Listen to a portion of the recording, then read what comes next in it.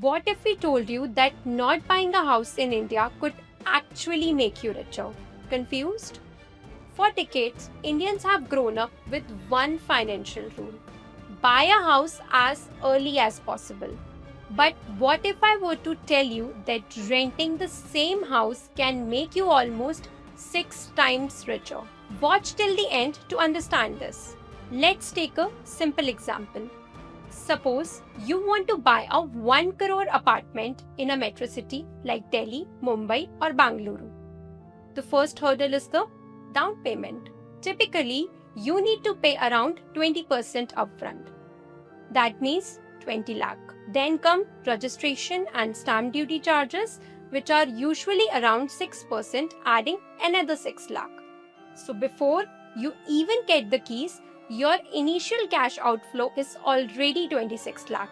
The remaining 80 lakh is financed through a home loan. Let's assume an interest rate of 8% and loan tenure of 20 years. In that case, your monthly EMI comes to roughly 67,000.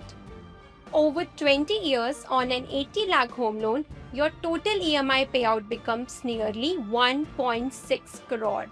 That's almost double the amount borrowed.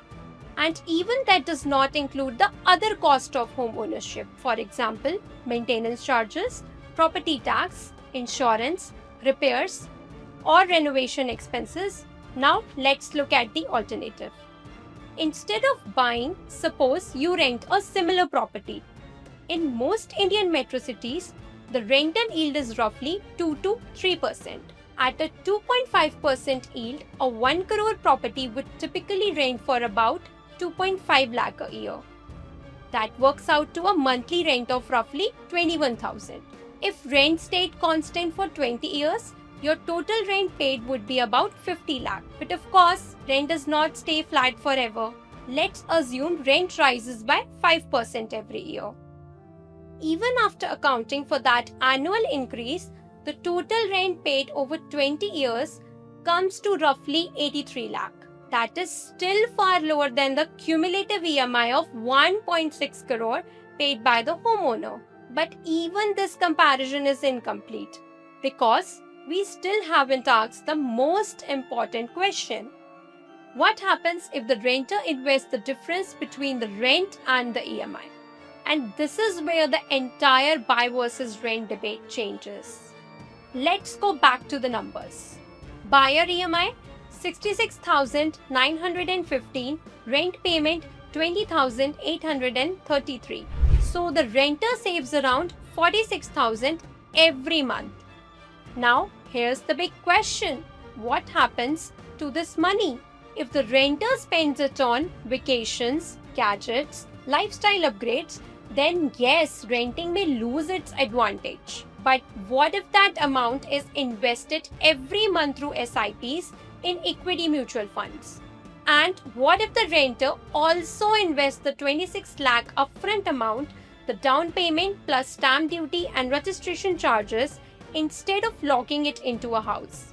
In that case, over 20 years, the total investment corpus can grow to around 6 crore, assuming 12% annual returns. Now, let's compare both outcomes side by side. If you bought the house, assume the 1 crore property appreciates at 5% annually. After 20 years, its value becomes approximately 2.7 crore. Now, compare that with the renter. The renter paid rent over those 20 years but invested the upfront cost and the monthly surplus. And those investments grew to 6 crore. In this example, the renter ends up significantly wealthier than the homeowner. So, does that mean renting is always better? Not necessarily. There are situations where buying a house makes complete financial sense. If property prices rise at only around 5% annually over the long term, then renting and investing the difference may work better financially. However, if property appreciation reaches around 12% annually for a sustained period, then buying starts to make more sense than renting.